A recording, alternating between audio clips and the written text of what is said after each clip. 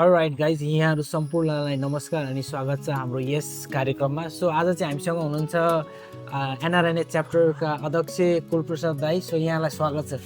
हस्, धन्यवाद भाइ। तपाईँ यो व्यस्त समयको बावजुद पनि आउनुभयो, खुसी लाग्यो। तपाईँलाई धेरै धेरै धन्यवाद फर्स्ट अफ अल, किनभने तपाईँले एज अ लिडर होइन नेपालीलाई नेतृत्व गर्दै हुनुहुन्छ, स्पेसल्ली इन बे एरिया क्यालिफोर्नियामा।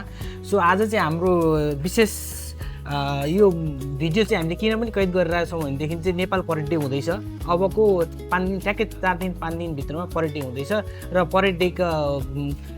परेड डेलाई लिएर हामी कुनै सानो टिप्पणी या यहाँलाई क्वेसन क्युएनए गर्नेछु। सो यहाँले एन्सर दिनु होला है त। Of course. So first of all, यो परेड डे भन्नाले के मानिन्छ या परेड डे भनेको के हो? एकदमै राम्रो प्रश्न। यो नेपाल परेड डे भनेपछि हामी यो 7 समुद्र पारी जो आफ्नो जन्मभूमि छोडेर कर्मभूमिमा आएर हामी धेरै सङ्घर्ष गरिरहेका छौँ। हामी यहाँ पहिला थोरै नेपाली थियौँ, बिस्तारै बिस्तारै हामी यो फर्स्ट जेनेरेसन हो। बिस्तारै हाम्रो छोरीहरू चाहिँ सेकेन्ड जेनेरेसन छ भने हामी फर्स्ट जेनेरेसन स्ट्रगल फेजमै छौँ।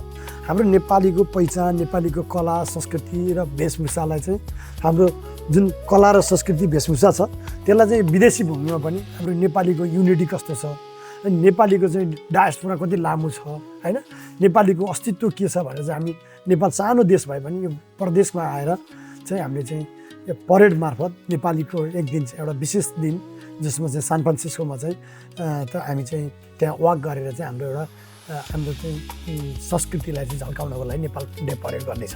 ओके, सो यो परेड डे आयोजना गर्ने मुख्य आयोजक चाहिँ एनआरएनए च्याप्टर या अरू कोही?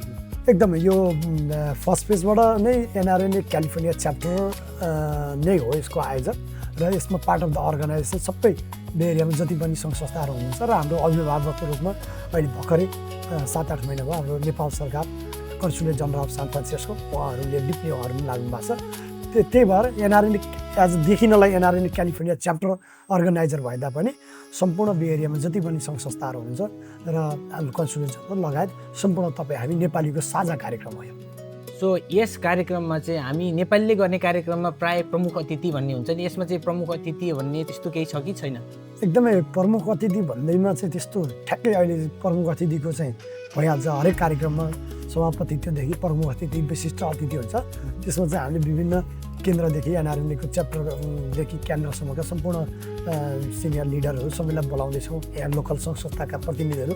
त्यसबाट हेरेर त्यो ऱ्याङ्किङ गरेर हामी त्यसको लागि चाहिँ को प्रमुख अतिथि, कुन विशिष्ट अतिथि, त्यसको लागि चाहिँ हामी छिटै नै 1-2 दिनमै जब हाम्रो चाहिँ त्यो अब इन्भाइटेसन गएको छ त्यसको आधारमा उहाँहरू आउनुभयो भने त्यसको आधारमा चाहिँ प्रमुख अतिथि सम्भवतः कार्यक्रम हुनुभन्दा 1 दिन अगाडि थाहा हुन्छ प्रमुख अतिथि र विशेषज्ञ। सो यो नेपाल परेड डेले चाहिँ देशमा त भन्ने कुरै भएन, विदेशमा बस्नुहुने जति पनि नेपालीहरू हुन्छ नि, सो त्यहाँहरूलाई एकजुट गराउनलाई यसले कसरी मद्दत गर्छ? एकदमै यो चाहिँ के छ भन्नु लाने, अब हामी विशेष त क्यालिफोर्नियाको एकदम सुन्दर नगरी क्यालिफोर्नियाको सान फ्रान्सिस्कोमा चाहिँ नेपाल डे परेड गर्दैछौँ। एकदम व्यस्त जीवनका बावजुद हामी नेपालीहरू एकदम छाड होइन, बिहानदेखि बेलुकासम्म रातिसम्म ओभर नाइट ड्युटी गरेर एकदम थाकेको बेलामा एक दिन चाहिँ नेपाल डे परेड सँगसँगै हाम्रो चाहिँ अहिले 2083 साल न्यु इयर विशेष अहिले वैशाखको 26 गते हुँदैछ। यो चाहिँ तपाईँको चाहिँ नयाँ वर्षको शुभकामना आदान प्रदान सँगसँगै हामी चाहिँ नेपालीहरूको भाइचारा शुभकामना आदान प्रदानसहित हाम्रो कला संस्कृति र हाम्रो वेशभूषा र हाम्रो चाहिँ जुन कल्चर लेभल प्रोग्रामहरू छ त्यो प्रोग्राममा चाहिँ तपाईँहरूले भरपुर आनन्द लिन सक्नुहुन्छ। सो यो परेड डे मनाउने क्रममा तपाईँहरूको एक्सपेन्सेस त धेरै हुने देखिन्छ। सो एक्सपेन्सेसलाई चाहिँ कसरी मध्यनजर गर्नुभएको छ, कसरी नेतृत्व गर्छ, कसरी चलिरहेछ? एकदमै यो हाम्रो चाहिँ टिममै तपाईँलाई चाहिँ हाम्रो चाहिँ इकोनोमिक ट्याक्स फोर्स छ, त्यसमा चाहिँ हाम्रो कोषाध्यक्षको अन्डरमा उहाँले चाहिँ हाम्रो ट्रेजरजीको अन्डरमा हामी 6 जना छ, म आफू पनि छु, त्यसमा मोनिटर गरेर हुन्छ।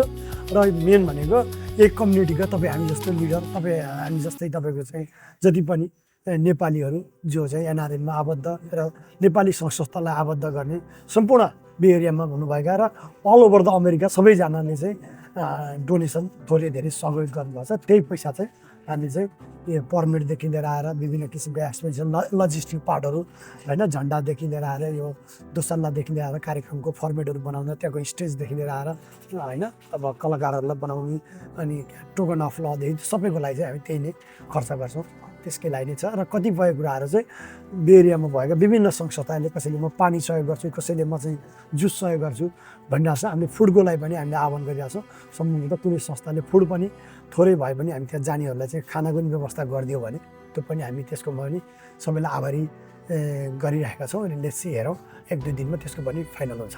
ओके, सो हामी चाहिँ सर्टमा छौँ होइन। त्यो अन्त्यमा जाँदा जाँदै चाहिँ के भन्न चाहेँ भनेदेखि यो नेपाल परेड डे भन्नुभएको छ। सो यसमा स्पेसिफिकली ड्रेस कोड हुन्छ या हुँदैन?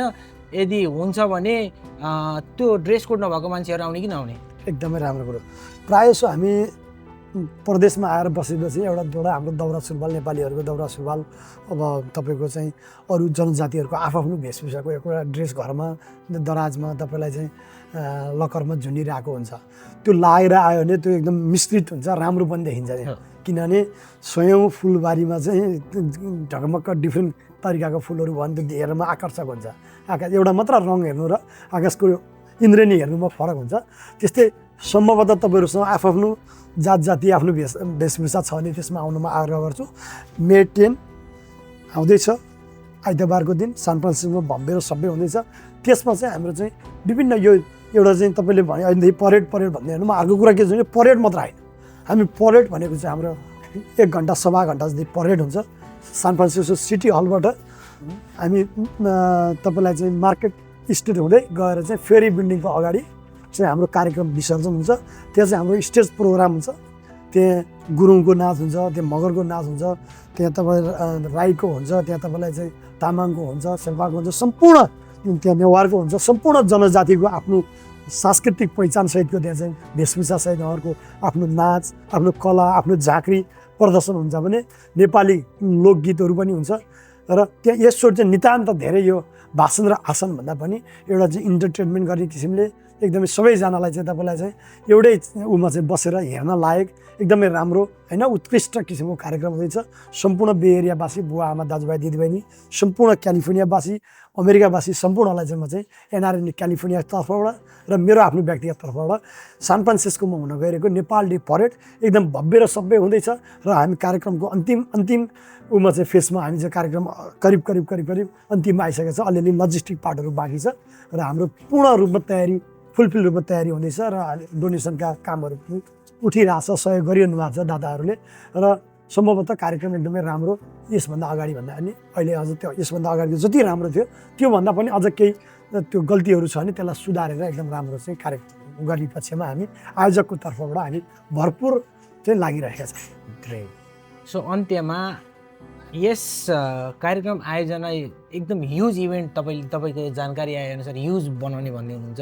यो ह्युज इभेन्ट बनाउने क्रममा चाहिँ यसलाई अब्स्ट्याकल के थियो र अब नेक्स्ट परेड डे मनाउने त्यो अब्स्ट्याकलबाट केही पाठ सिक्नुहुन्छ भने के हुनेछ? त्यो अब्स्ट्याकल भनेको मेन त तपाईँलाई चाहिँ सिटीले दिने पर्मिट, सिटीले पर्मिट दिन एकदमै गाह्रो हुन्छ। सान फ्रान्सिस्कोमा त्यस्तो बिजी सडक बन्द गरेर अनि तपाईँलाई चाहिँ त्यहाँ हामीलाई चाहिँ कार्यक्रम गर्न दिनु, त्यो एक किसिम परेड भनेपछि नि तपाईँलाई चाहिँ त्यो जसरी भयो नि त्यो म्यासअपै हुन्छ। त्यत्रो त्यो मेन सिटी बन्द गरेर जाँदा त्यो सिटीमाबाट परेडको लागि चाहिँ जति पनि त्यो तपाईँलाई चाहिँ पर्मिटहरू थियो, त्यहाँ तपाईँ फायरको थियो, पुलिसकोदेखि लिएर आएर तपाईँलाई that is a lot of work होइन। त्यो काम गर्नलाई चाहिँ धेरै गाह्रो थियो। त्यो अब्स्ट्याकल पार्ट थियो। त्यसपछि दोस्रो च्यालेन्ज भनेको फन्डिङ थियो। किनभने यत्रो कार्यक्रम गर्दा पैसाको पनि जरुरत हुन्छ भने यो दुइटैको लागि चाहिँ हामीलाई चाहिँ गाह्रो थियो। अब सिटीको काम चाहिँ सकिन्छ, फन्डिङमा पनि राम्रै सबै दादाहरूले राम्रोसँग चाहिँ रेस्पोन्स गर्नुभएको छ। सबैले चाहिँ यो हाम्रै कार्यक्रम हो, यो हामी सबै नेपालीको साझा कार्यक्रम हो भनेर चाहिँ उहाँहरूले आफूले सकेको दक्ष अनुसारको सहयोग गर्नुभएको छ।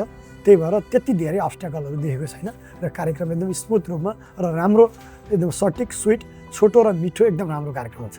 Great, thank you for organising this event होइन। अनि सो जाँदै चाहिँ अन्त्यमा मैले छुट्याएको कुनै क्वेसन्स र यहाँले भन्न खोजिराख्नु भएको कुनै कुरा छ भने हाम्रो भ्युअर्सलाई भन्न सक्नुहुन्छ? एकदमै यो मे 10मा हुन गइरहेको यो नेपाल डे परेड एकदमै अब हामी 1 हप्ता मात्र बाँकी छ। आइतबारको दिन छ, प्राय जसो तपाईँलाई चाहिँ शनिबार र आइतबार त स्कुल कलेज त यसरी नै बन्द भइहाल्यो। अरू पनि अफिसियल प्रोग्रामहरू नहुने भएर तपाईँहरूले आफ्नो सपरिवार लिएर सान फ्रान्सिस्को डाउनटाउनमा सिटी हलबाट चाहिँ हाम्रो कार्यक्रम, सिटी हल सान फ्रान्सिस्कोबाट चाहिँ कार्यक्रम सुरु हुन्छ। त्यहाँबाट walking 1.6 mile all over the ferry बिल्डिङमा हामी चाहिँ त्यहाँ पुग्छौँ। फेरी बिल्डिङमा गएर हाम्रो स्टेज प्रोग्राम हुन्छ, त्यहाँ विभिन्न किसिमका झाँक्री प्रदर्शनदेखि तपाईँलाई चाहिँ त्यहाँ कल्चरल लेभल डान्सदेखि लिएर पर्फर्मेन्स कलाकारहरू एकदमै ट्रेनिङमा हुनुहुन्छ। एकदम भव्य र सभ्य हुँदैछ र यो एउटा नेपालीको मात्र कार्यक्रम नभइकन बे एरियामा जति पनि यहाँको सिटीहरू छन्, सिटी काउन्सिलका मेयर, सिटी काउन्सिल मेम्बर र विभिन्न विदेशीहरूको पनि त्यहाँ चाहिँ जुन हामी यो दोस्रो देश हाम्रो कर्मभूमि हो, यो जन्मभूमि नेपाल हो भने कर्मभूमिमा आएर पनि हामी नेपाली के हो, नेपालीको पहिचान के हो भन्नलाई चाहिँ हामीले चाहिँ विदेशीहरू पनि त्यहाँ आउनुहुन्छ र त्यो विशेष त नेपालीलाई त हामीलाई थाहा छ, विदेशीलाई पनि त्यो सान फ्रान्सिस्कोमा नेपालीको यस्तो राम्रो पनि कार्यक्रम हुँदो रहेछ है भनेर त्यो कार्यक्रम हुँदैछ। त्यो कार्यक्रममा चाहिँ सम्पूर्ण यो लाइभ हेरेर बस्नुभएका सम्पूर्ण दर्शक तथा श्रोताहरूलाई म नेपाल डे परेड सान फ्रान्सिस्कोमा हुन गएको नेपाल डे परेड भव्य र सभ्य हुँदैछ। तपाईँहरूको सपरिवारको लागि तपाईँहरूले कतिले त तपाईँहरूले इन्भाइट पाउनु होला, नपाए पनि यसै भिडियो मार्फत तपाईँहरूलाई एनआरएन क्यालिफोर्निया तर्फबाट र मेरो तर्फबाट तपाईँहरूलाई हार्दिक शुभ निम्त भन्न चाहन्छु। मे 10 Nepal day parade San Francisco. See you there. Thank you. Thank you for joining. Thank you so much.